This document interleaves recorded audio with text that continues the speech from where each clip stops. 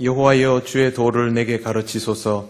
내가 주의 진리에 행하오리니 일심으로 주의 이름을 경외하게 하소서. 아멘. 찬송가 16장 하나님께 찬양드립니다.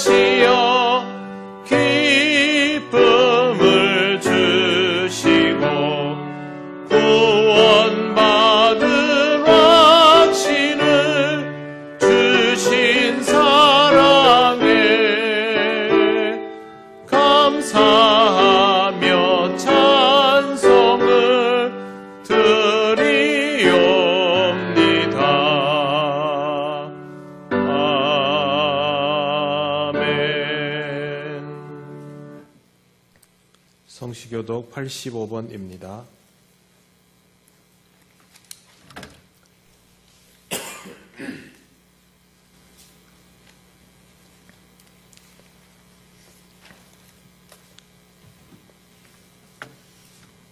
사랑하는 자들아, 우리가 서로 사랑하자. 사랑은 하나님께 속한 것이니 사랑하는 자마다 하나님으로부터 나서 하나님을 알고 사랑하지 아니하는 자는 하나님을 알지 못하나니 이는 하나님은 사랑이십니다.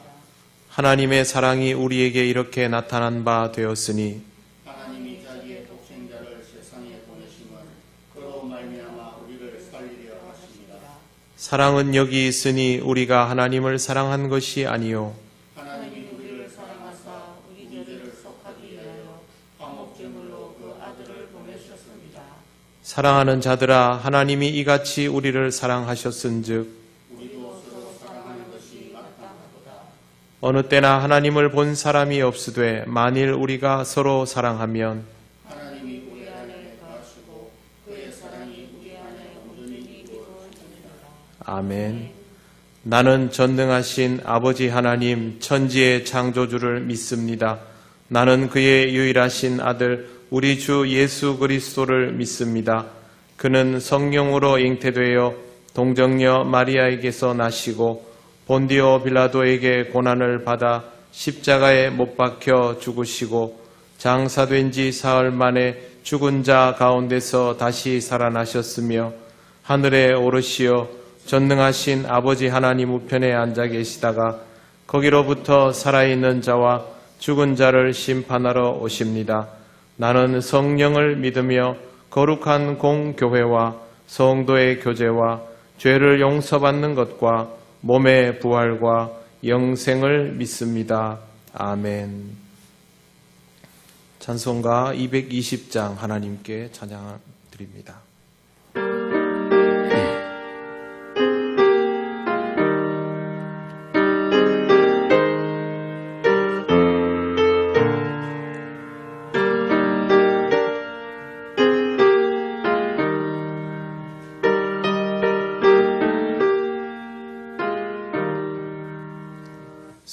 사랑하는 주님 앞에 형제 자매 한 자리에 그 신은혜 생각하며 즐거운 찬송 부르네. 내 주 예수 본을 받아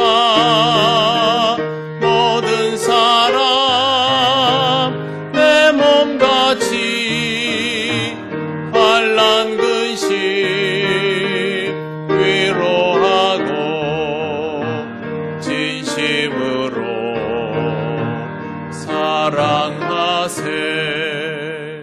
사랑하는 주님 앞에 온갖 충성 다 바쳐서 괴로우나 즐거우나 주님만 힘써 섬기네.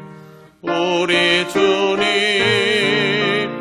거룩한 손 제자들의 발을 씻어 남 섬기는 종의 도를 몸소 행해 보이셨네. 사랑하는 주님 예수 같은 주로 섬기나니 한 피 바다 한 몸 이룬 형제여 친구들이여 한 몸같이 친밀하고 마음으로 하나 되어 우리 주님 크신 뜻을 지성으로 준행하세.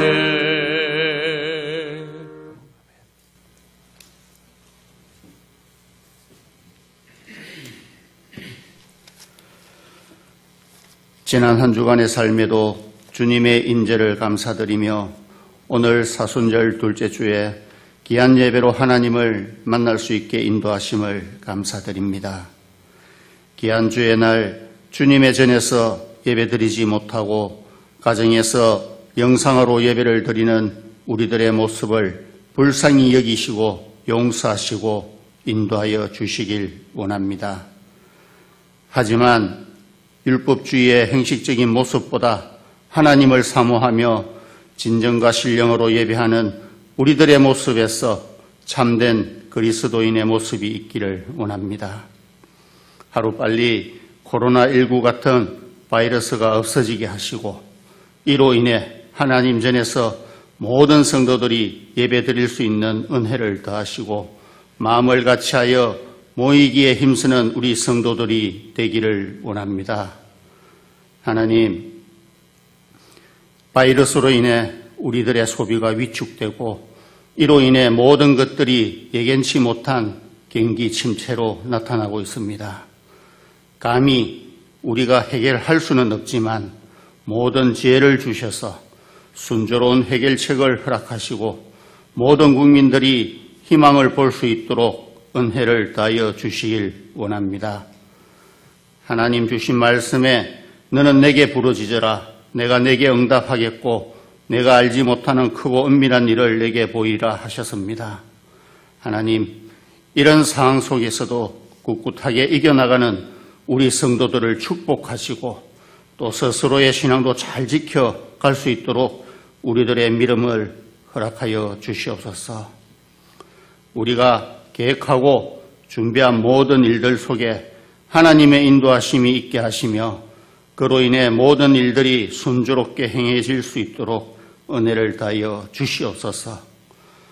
또한 원근 각지에 있는 주의 근속들을 축복하시고 인도하셔서 무엇을 하더라도 주의 품에 거하게 하시며 겪고 있는 많은 상처들로부터 위로받게 하옵소서. 하루하루의 기온차가 심한 시기입니다. 병원에서 또는 가정에서 치료, 가려하시는 주의 자녀들도 많이 있는 줄 압니다. 빠른 나음을 허락하셔서 건강한 모습으로 모든 성도들을 만날 수 있게 하시고 주의 말씀 속에 거하는 아름다운 성도들이 되게 하옵소서.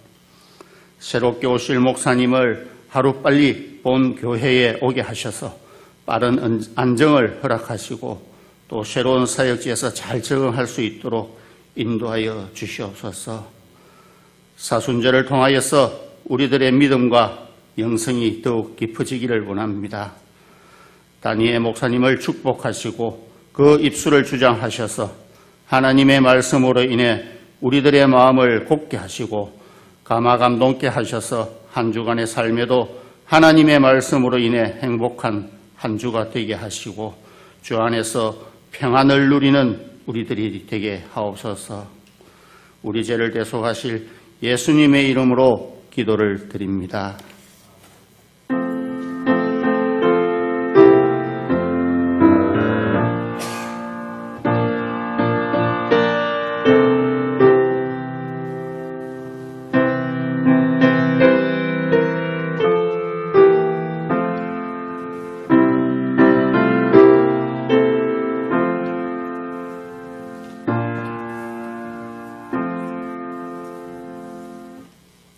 하나님 말씀 누가복음 5장 17절에서 26절입니다.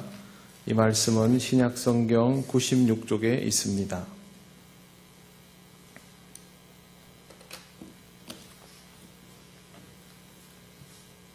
누가복음 5장 17절에서 26절 말씀을 봉독합니다.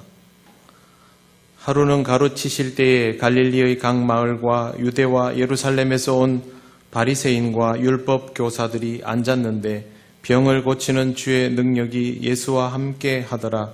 한 중풍병자를 사람들이 침상에 메고 와서 예수 앞에 들여놓고자 하였으나 무리 때문에 메고 들어갈 길을 얻지 못한지라.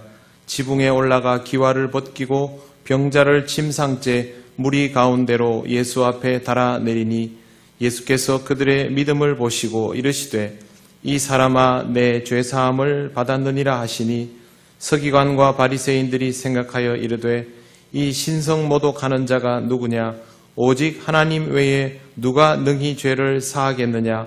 예수께서 그 생각을 아시고 대답하여 이르시되 너희 마음에 무슨 생각을 하느냐. 내 죄사함을 받았느니라 하는 말과 일어나 걸어가라 하는 말이 어느 것이 쉽겠느냐. 그러나 인자가 땅에서 죄를 사하는 권세가 있는 줄을 너희로 알게 하리라 하시고 중풍병자에게 말씀하시되 내가 내게 이르노니 일어나 내 침상을 가지고 집으로 가라 하시매 그 사람이 그들 앞에서 곧 일어나 그 누웠던 것을 가지고 하나님께 영광을 돌리며 자기 집으로 돌아가니 모든 사람이 놀라 하나님께 영광을 돌리며 심히 두려워하여 이르되 오늘 우리가 놀라운 일을 보았다 하니라. 아멘. 기도드리겠습니다. 거룩하신 하나님 아버지 은혜를 감사합니다. 오늘도 하나님 우리에게 말씀하실 때 이 말씀이 온전히 들리게 하시고 깨달아지게 하시고 은혜임을 알게 하옵소서. 감사드리며 예수님 이름으로 기도드립니다. 아멘.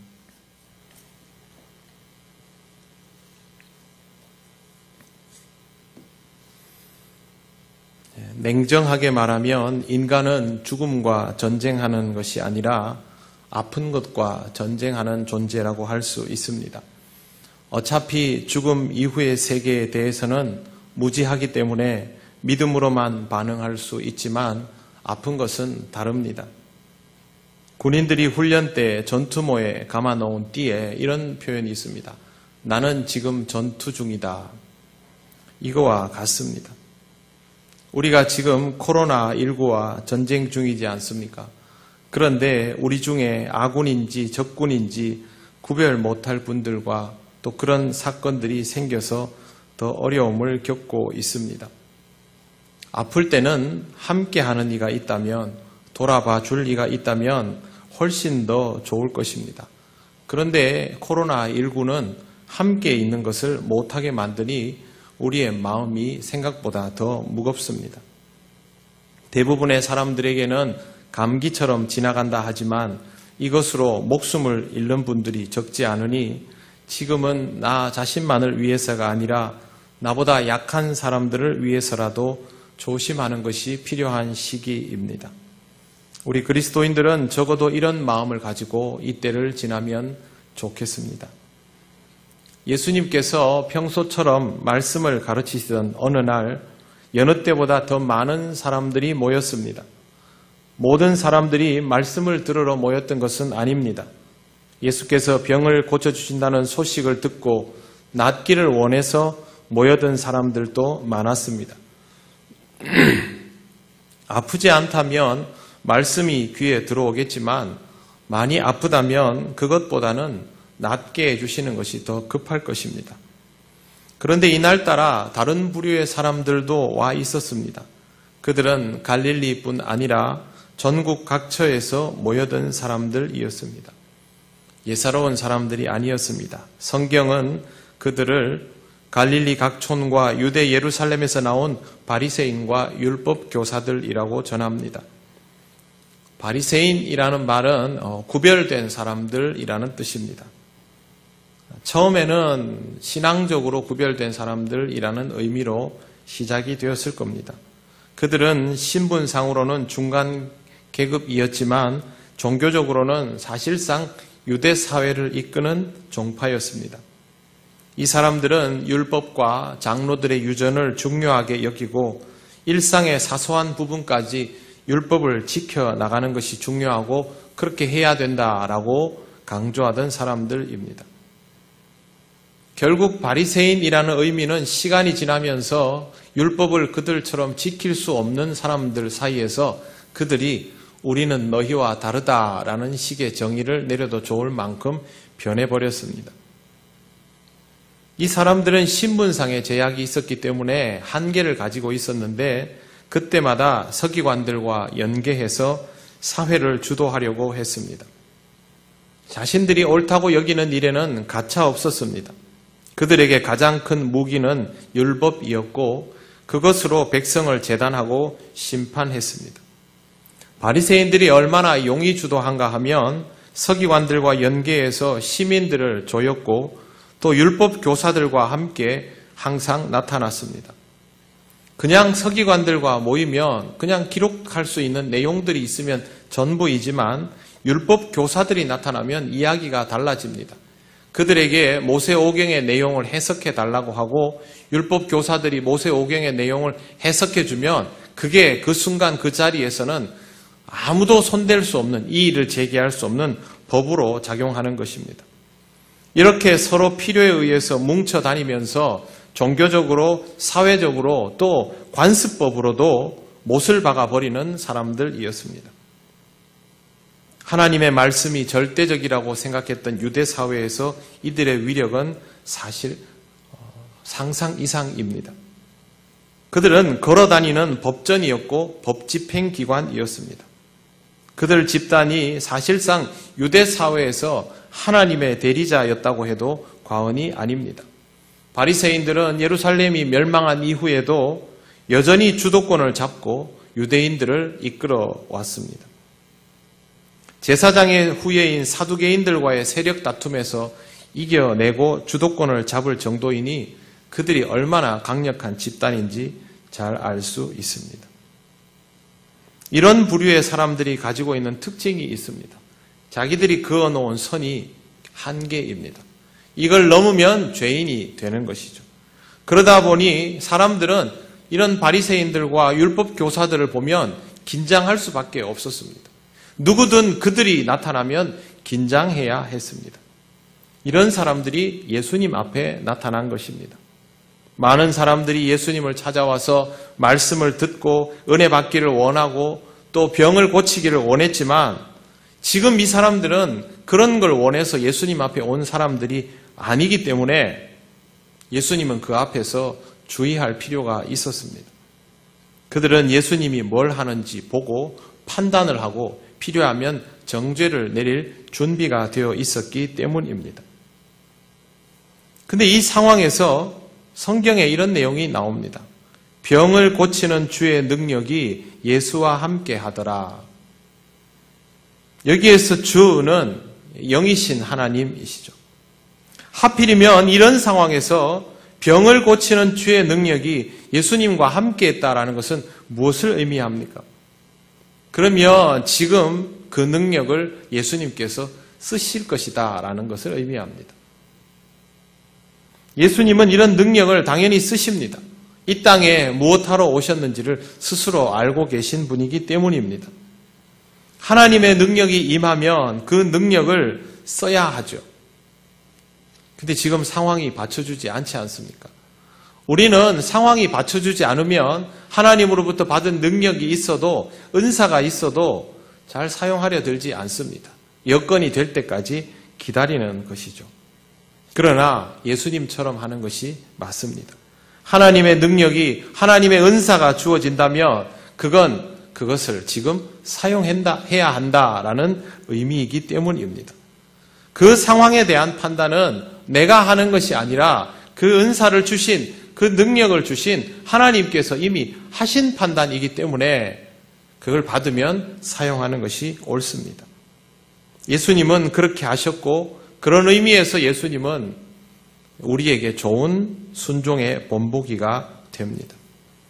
오늘 말씀에 있는 것처럼 우리도 하나님으로부터 무언가를 받았다면 그것을 무효화되기 전에 쓸 수 있는 삶을 살아가시기를 바랍니다. 시간은 멈춰있지 않습니다.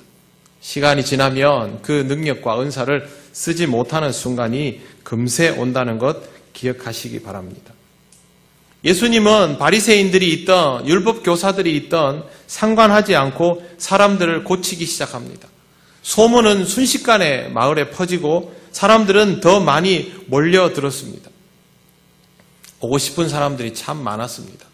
그런데 아프지 않으면서도 이곳에 오고 싶어한 사람들이 있습니다.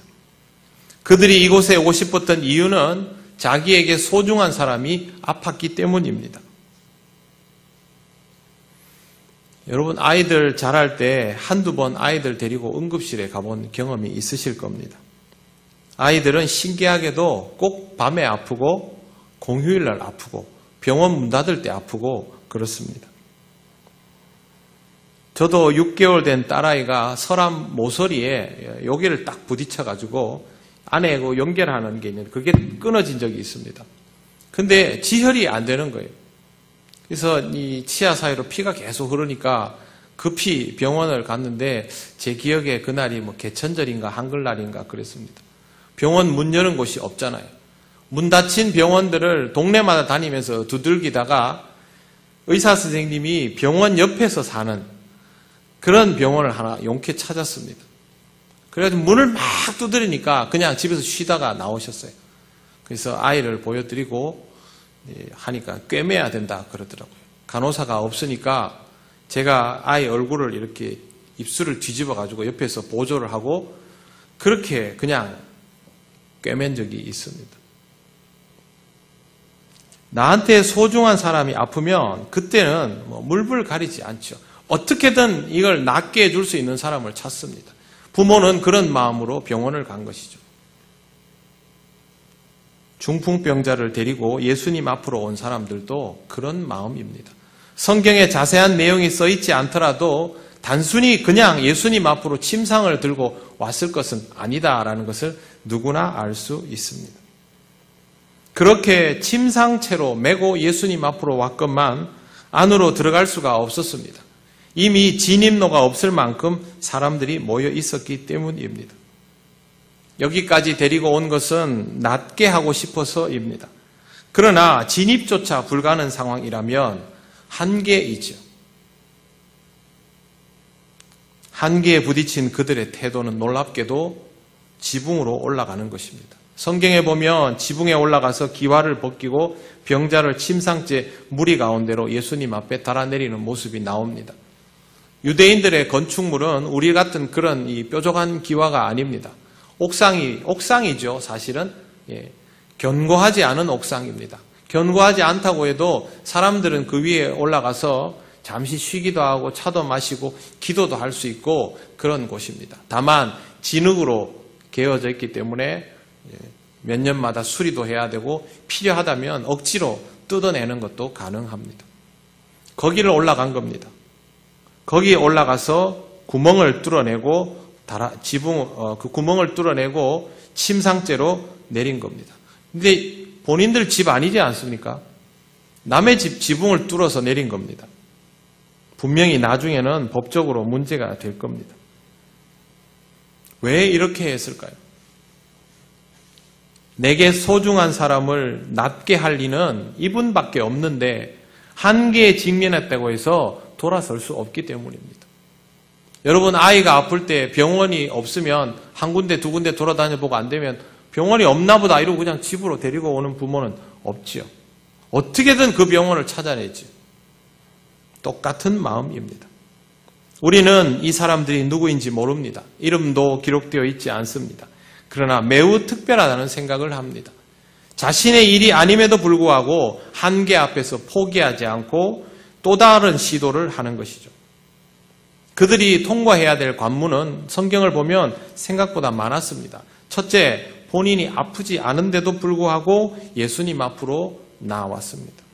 두 번째, 사람들 때문에 가로막혀 있는데도 불구하고 물러서지 않고 새로운 방법을 모색했습니다.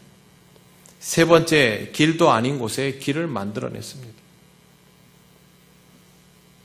이 사람들이 왜 이렇게 했을까? 예수님은 그들을 향하여 이 말씀을 하십니다. 20절 말씀을 보시겠습니다. 예수께서 그들의 믿음을 보시고 이르시되 이 사람아 내 죄사함을 받았느니라 하시니, 그들의 믿음을 보시고, 이유는 믿음이라고 말씀하십니다. 믿음이 맞습니다. 이런 믿음이면 장애물이 있다고 상황이 어렵다고 물러서지 않을 것입니다. 그런데 이 믿음은 도대체 어디에서부터 비롯되었을까요? 이 믿음의 출발을 따지면 중풍병자를 낫게 하고 싶은 마음이 출발점입니다. 그를 사랑하지 않고는 필요하지도 않을 믿음이었던 것입니다. 주를 믿어서 그를 사랑하고 아끼게 된 것이 아니라 그를 사랑하기에 주를 찾았고 다른 길이 없음을 알기에 주님을 확인하고 주님께 모든 것을 맡겼습니다. 그게 이 사람들의 믿음입니다. 많은 사람들이 믿음을 생각하면서도 사랑을 생각하지 않습니다. 신앙이 좋아야 한다고 하면서도 그 신앙이 왜 좋아야 하는지, 어떻게 하면 그렇게 믿음이 불타오르게 되는지는 생각하지 않습니다. 인간은 그냥 가만히 믿음이 커지는 그런 존재가 아닙니다. 주변에 있는 여러 조건들이 인간을 자극하게 되면서 거기에 절박함이 생기고 거기에서부터 믿음이 자라나게 되는 것이죠. 오늘 본문이 우리에게 알려주는 믿음의 출발은 사랑입니다. 이웃에 대한 사랑, 가족과 형제에 대한 사랑, 그런 겁니다. 중풍병자와 침상을 메고 온 사람들의 관계는 모릅니다만 그들 사이에 사랑이 존재하는 것은 분명한 것이고 그 행동들의 끝에 대하여 주님이 그들의 믿음을 보신 것입니다. 중풍병자를 메고 온 사람들이 이런 난관을 뚫어야 할 것이라는 생각을 했겠습니까? 그냥 침상 메고 오면 될 줄 알았죠. 그런데 와보니 그렇지 않았습니다. 난관이 너무 많았습니다. 포기할 수는 없었습니다. 그 사람이 소중하기 때문에. 답이 여기에 있기 때문에. 예수님은 답이 여기에 있다라고 생각하고 오직 예수님을 향하여 나온 그것을 믿음이라고 말씀하신 겁니다. 아픈 사람이 왜 주님을 찾습니까? 아직은 포기할 수 없기 때문에입니다. 중풍병자를 데리고 온 이유도 똑같은 것이죠. 우리는 이런 모든 행동들 속에 사랑이 있다는 것을 보아야 합니다. 그 사랑이 사람을 절박하게 만들었고 주님을 찾게 만들었고 주님을 보면 볼수록 소식을 들으면 들을수록 더 믿게 만든 것입니다. 이런 마음 없이 믿음은 결코 자라나지 않습니다. 이런 마음 없이 장애물을 통과하고 시련을 견딜 만한 믿음으로 성장하지 못합니다. 이런 사건을 겪고 난 침상을 들고 온 사람들이 가지게 된 믿음은 다른 삶의 내용에도 그대로 적용이 되겠죠. 그러나 이런 경험들이 없다면 이 믿음은 있지도 않을 것입니다. 많은 사람들이 믿음을 말하면서도 실제로는 믿음이 없는 이유, 믿음이 있다고 하면서도 그 믿음이 자라나지 않는 이유는 그 믿음의 불을 붙일 만한 절박함과 사랑의 마음을 가지고 있지 않기 때문입니다. 자기를 소중히 여긴다 하면서도 실제로는 자신을 소중히 여기지 못하고 자신을 지키고 싶어 하면서도 실제로는 자신을 지키려고 최선을 다하지 않고 자기 옆에 있는 사람들을 사랑한다 하면서도 그 사람들을 실제로는 소중히 여기지 못하고 그 사람들을 지키기 위해서 내 신앙이 견고해져야만 주님 앞으로 끝내 갈 수 있다라는 생각으로 나아가지를 못하는 겁니다. 주님은 우리를 믿어주십니다. 기다려주시죠. 주님은 왜 우리를 믿고 기다려주십니까? 우리를 뭘 믿고 이 땅에 오셔서 십자가를 지십니까? 그것 역시 사랑 때문입니다. 우리는 지금 도처에 아픈 사람이 즐비한 시대를 살아가고 있습니다. 몸이 아프고 마음이 아프고 내가 아프고 가족이 아프고 이웃이 아프고 친구가 아프고 시대가 아픕니다. 알고 보면 인간은 항상 이런 시대를 살아왔습니다. 우리에게 사랑의 마음이 있다면 이런 상황 속에서도 절박함을 통하여 주를 향한 믿음이 두드러지는 것이 성경에 있는 대로 정상일 텐데 지금 오히려 우리의 믿음은 그렇지 못하고 약함을 여지없이 드러내고 있습니다. 지난 한 주간 동안 예배를 드리는 장소에 대해서 의견이 분분한 것을 접했습니다. 교회에서 예배를 드려야 된다. 가정에서 예배를 드려도 괜찮다. 저는 왜 이게 논란거리가 되는지 참 궁금했습니다. 매일 사망자가 나오고 서로 얼굴을 마주보고 대화도 못하면서 내 옆에 있는 중풍병자를 쳐다보지도 않으면서 바리새인과 율법 교사들처럼 판단할 준비만 하고 있는 것입니다. 우리가 지금 이런 생각할 때입니까? 가족이 죽어도 곁에 가지도 못하고 강제로 장례를 당한 그런 사람들의 마음을 조금이라도 생각해 보아야 하지 않겠습니까? 전년될 각오를 하고 자청하여 확진자들 곁으로 달려가는 의사들과 간호사들, 봉사자들, 그들을 생각해 보아야 하지 않겠습니까? 지금 이 상황에서 우리만 생각한다면 이 와중에도 자기 자신의 안위만을 생각한다면 우리가 보면서 손가락질하는 그 집단과 무엇이 달라 보이겠습니까? 앞으로 한국교회는 자칫하면 전도를 못하게 될런지도 모릅니다. 신천지가 120억을 기부한다라고 했던 걸 보았습니다. 받았습니까? 그 받으면 좋아합니까?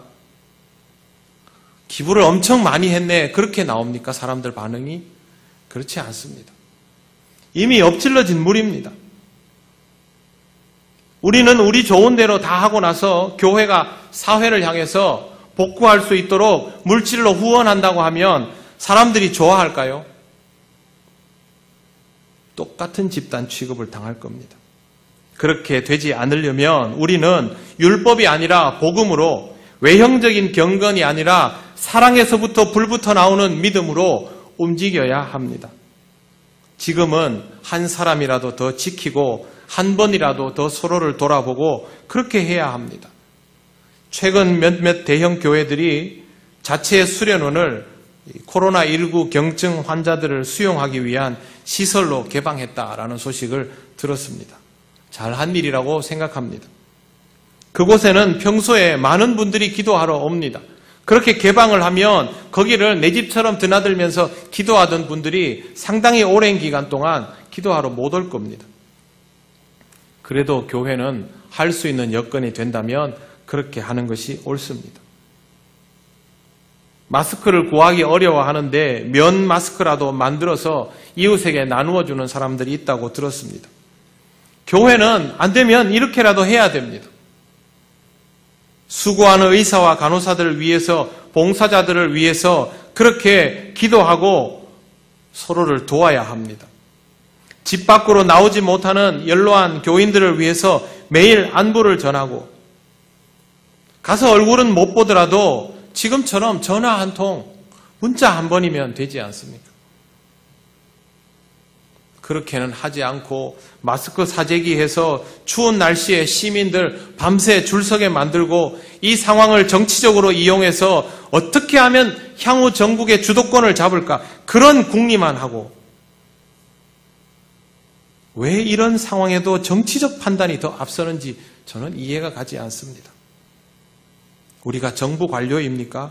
아니면 국회의원 후보자들입니까? 우리는 국민답게, 시민답게, 더구나 믿음을 가진 그리스도인답게 그렇게 살아가면 됩니다. 무엇보다 우리에게 사랑의 마음이 사라지지 않도록 해야 합니다. 그래야 우리의 믿음도 유지될 수 있습니다. 주님 앞에 나아갈 수 있는 마음도 그때 유효한 것입니다. 여러분 안에 이런 믿음이 없다면 그냥 하나님께 믿음을 주옵소서 하기 전에 먼저 스스로 하나님께 치유되고 회복되고 싶은 마음이 있는지, 자기 자신을 향한 진정한 사랑이 있는지를 살펴보시기를 바랍니다. 또한 내 가족과 이웃을 진정으로 사랑하는 마음이 있는지, 지금 두려워하고 아파하고 걱정하는 사람들의 마음을 조금이라도 헤아릴 여유가 있는지 그것부터 살펴보시기를 바랍니다. 우리에게 그런 사랑의 마음이 있다면 지금 이 시기는 우리의 믿음을 확인하고 더욱 성장하게 할 수 있는 기회입니다. 중풍병자를 들쳐매고 온 사람들의 마음처럼 아프고 힘들고 상처받은 사람들의 침상을 짊어지는 그런 마음으로 기도하시기를 바랍니다. 그들의 마음을 헤아리면서도 한 걸음씩 기도의 길, 나눔의 길을 가시기를 바랍니다. 그 사람들을 위해서 기도한다고 내가 전화 한 통 해주고 문자 한 번 한다고 전념되는 거 아닙니다. 그들을 사랑하는 만큼 우리의 믿음이 오히려 자라나는 그런 은혜를 누린다는 것을 꼭 기억하시기 바랍니다. 위기는 곧 기회입니다. 지금은 우리가 서로를 위하여 기도할 수 있는 기회, 서로에게 전화할 수 있는 기회, 교회당이 없이도 예배를 드릴 수 있음을 확인할 수 있는 기회, 한국 교회가 이벤트와 행사 없이도 얼마든지 믿음이 더 견고해질 수 있음을 발견하는 기회, 말씀을 더욱 깊이 묵상할 수 있는 기회, 하나님을 더욱 깊이 만날 수 있는 기회, 가족과 함께 있을 수 있는 기회입니다. 찾아보면 여러분에게 이 시간을 통하여 주어진 기회는 더 많음을 알게 될 것입니다. 저도 이 시간을 통하여 여러분을 다른 방식으로 만날 기회를 얻었다고 생각합니다. 사랑하는 성도 여러분, 이 기회를 통하여 여러분 안에 사랑이 있음을 확인하시고 그 사랑을 통하여 불붙어 오는 믿음을 더욱 견고하게 하시기를 바랍니다. 이 믿음으로 주를 향하시고 믿음이 충만해지는 것으로 세상을 돌아보실 수 있기를 바랍니다. 지금은 한국 교회에게 또 우리 교회에게도 기회입니다. 이 시기를 통하여 우리를 더욱 성장하게 하시는 하나님을 믿고 하나님이 원하시는 곳에 귀하게 쓰임받는 여러분이 되시기를 바랍니다. 기도드리겠습니다. 하나님 감사합니다. 두려우니까 서로를 돌아보지 못하고 숨어있는 사람들처럼 행동하는 시간들이 길어지고 있습니다. 그러나 이 와중에도 사랑의 마음을 가지고 주님 앞에 간절한 마음으로 기도하는 이들이 있는 줄 압니다. 하나님, 우리의 삶이 그렇게 사랑하는 마음으로 인하여 주를 향한 믿음이 다시 불붙게 하시고 그 믿음으로 우리의 이웃을 침상채로 주님 앞에 메고 올 수 있는 신앙으로 회복되게 하여 주시옵소서. 하나님 우리에게 주신 은혜의 순간들을 하나님께서 주시는 모든 것들을 통하여 더욱더 견고한 믿음의 도구로 쓸 수 있기를 원합니다. 성령님 우리와 함께하여 주셔서 우리의 믿음이 이 시간들을 통하여 더욱 자라나게 하옵소서. 감사드리며 예수님 이름으로 기도드립니다. 아멘. 찬송가 465장 찬양하시며 봉헌하시겠습니다.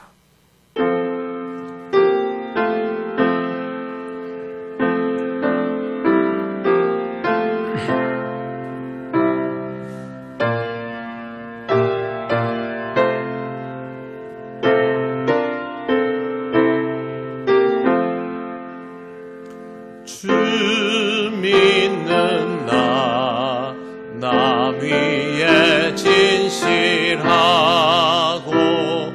날 보는 자 위에서 정결코 담대하여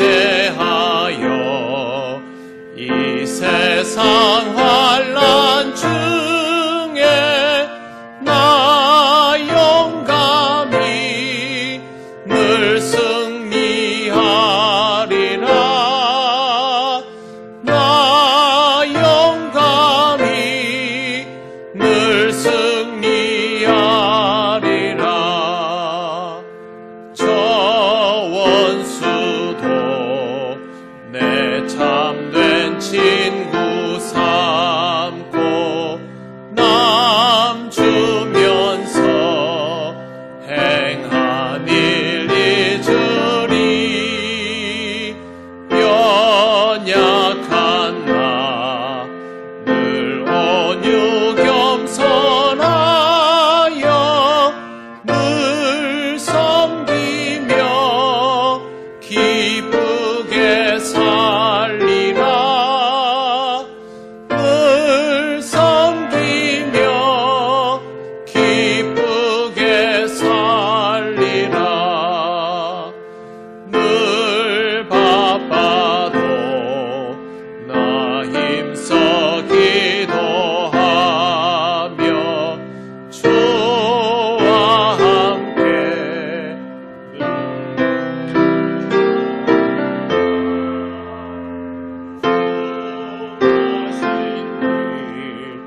그 발자취를 따라 믿음으로 늘 살게 하소서. 믿음으로 늘 살게 하소서. 아멘. 하나님 감사합니다. 오늘도 하나님 앞에 기쁨의 예물을 드립니다. 한 주간의 삶이 예상치 못한 일들로 많더라도 하나님 우리와 늘 함께 하시니 하나님을 향한 기쁨과 감사를 잊지 않는 우리들이 되게 하여 주시기를 원합니다.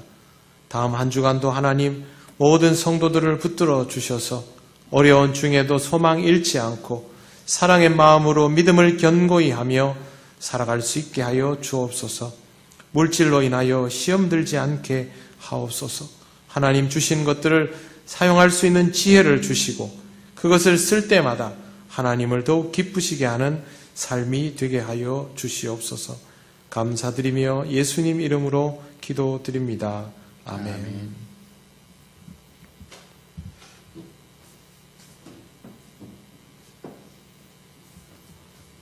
교회 소식 알려드리겠습니다.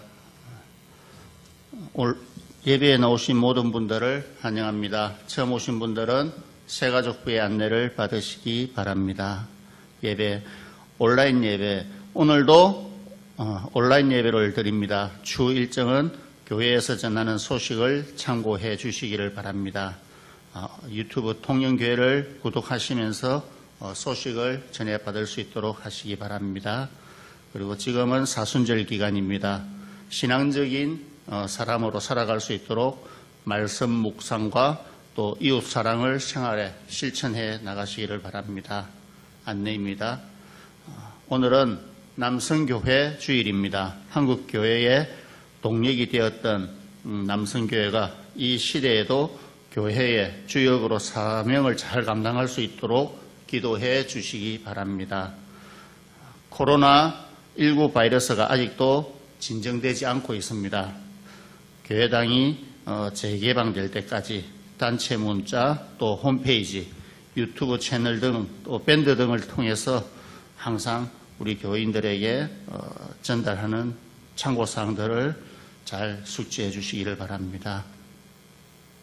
구역장은 매주 1회 이상 교우들과 또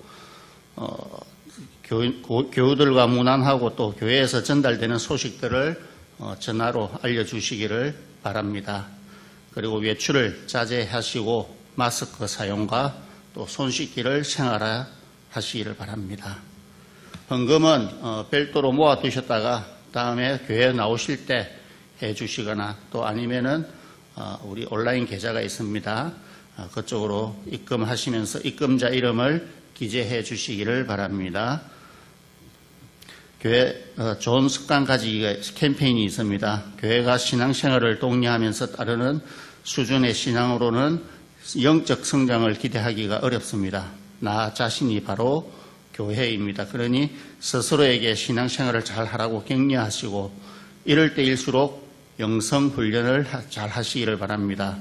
일일 묵상, 성경 읽기, 또 기도생활, 그리고 하루에 선한 일 한 가지씩 하기, 여러분을 통해 복음이 전파되어 나갈 것입니다. 신앙 훈련을 하는 차원에서도 상대방을 최대한 존중하는 언어를 사용해 주시기를 바랍니다. 이상입니다.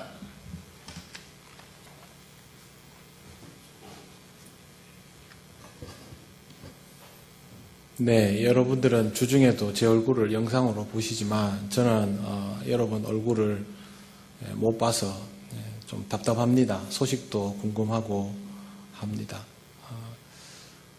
언젠가는 다시 또 함께 예배드리는 날이 오니까 우선은 지금의 순간에 최선을 다하는 것이 필요하다고 봅니다. 따로 말씀드리지 않더라도 여러분 스스로 신앙관리를 잘 하고 있어서 매우 고맙게 생각합니다. 교우들에게 연락을 드렸더니 구역장님들이 알아서 안부를 묻고 서로에게 전화를 하고 그렇게 하는 것을 보면서 정말 감사하다는 생각을 했습니다. 또 그렇게 한 주간을 보내주시기를 바라고 또 앞으로의 일정들은 장로님 광고해 주신 것처럼 수시로 메시지를 올리고 또 회람 문자를 하도록 그렇게 하겠습니다. 각자의 처소에서 신앙생활을 잘 하시고 무엇보다도 건강하게 한 주간을 하나님 안에서 잘 지내시기를 바랍니다. 찬송가 635장 주기도문 찬양 드립니다.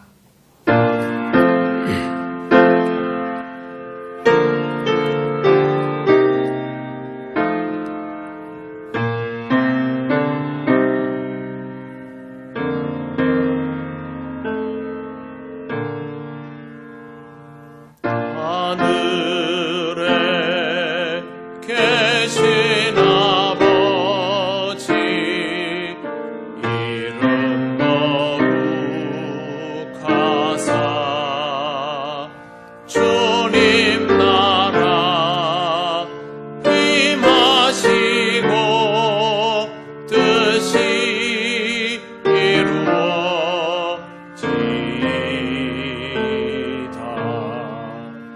일용할 양식 주시고 우리들의 큰 죄 다 용서하시고 또 시험에 들게 마시고 악에서 구원하소서. 내게 주의 나라 주의 권세 주의 영광 영원히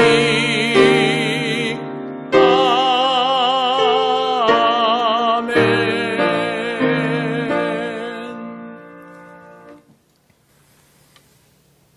우리 주 예수 그리스도의 크신 은혜와 하나님 아버지의 놀라우신 사랑과 성령님의 교통하시고 인도하여 주심이 주께서 깨닫게 하신 그 사랑으로 성장하는 믿음을 통하여 스스로를 돌아볼 뿐만 아니라 서로를 돌아보며 함께 하나님께 영광을 돌리고 치유되고 회복되는 역사 속에 있기를 원하는 우리 동영교회 모든 권속들 위에 또 하나님 앞에 살아가는 모든 인생들 위에 영원토록 함께 하시기를 간절히 축원하옵나이다. 아멘.